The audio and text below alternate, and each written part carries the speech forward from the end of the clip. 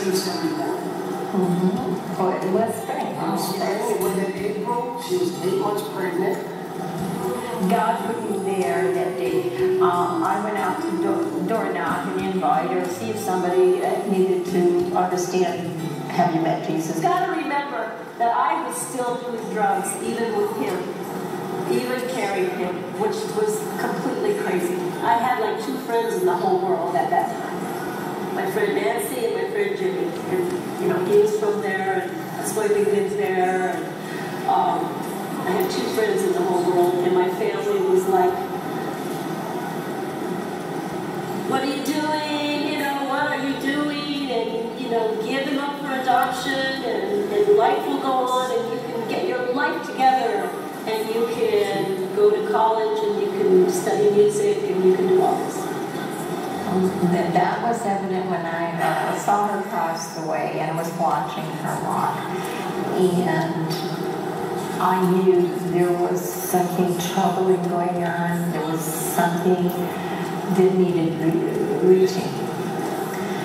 And I heard, go tell her. So I started trying to park it. She's going that way.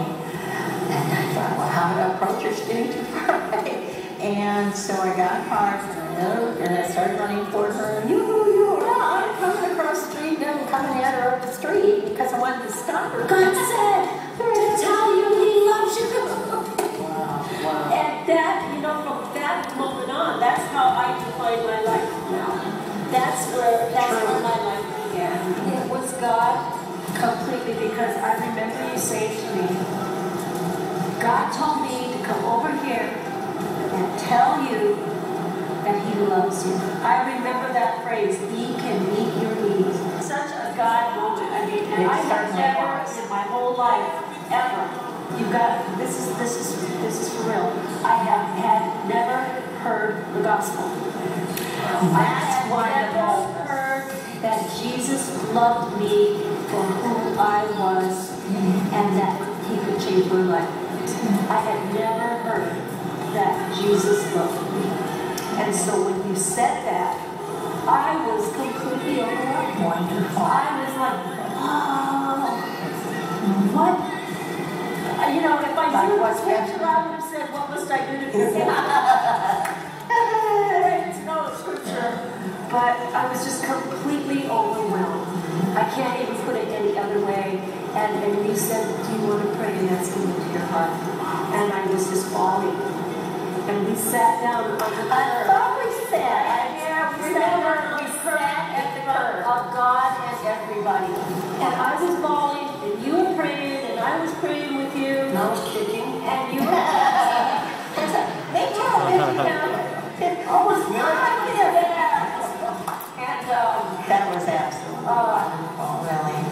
This high up off the sidewalk. Oh, I've been there. I've been there. I was there too. Honestly, and because I don't know, I was just I believe the lifting. I think the Lord lifted your burden, and you could no longer feel the weight of that. I'm going to add chills.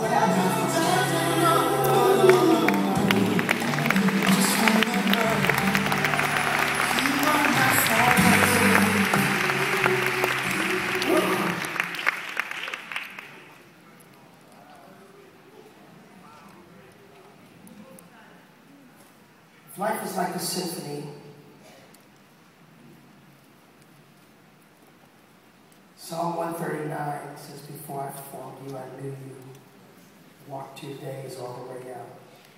I know I'm talking to music people. He unrolled your chart, your symphony.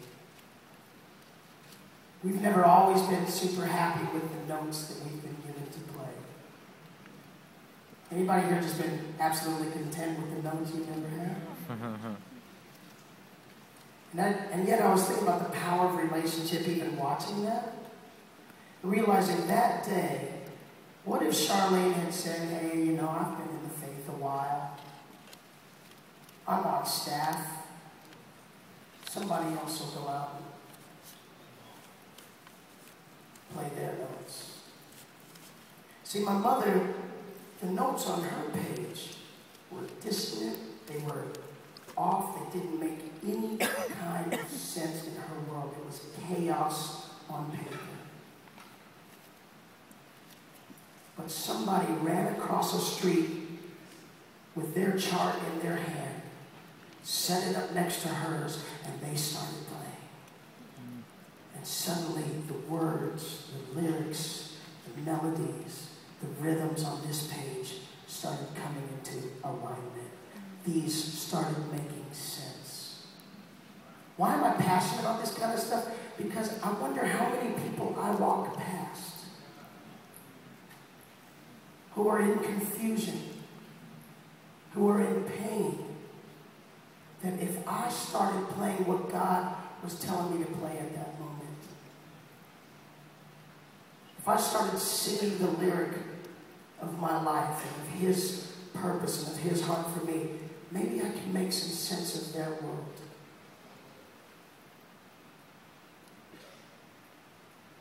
Like I said, I've shared this story so many times.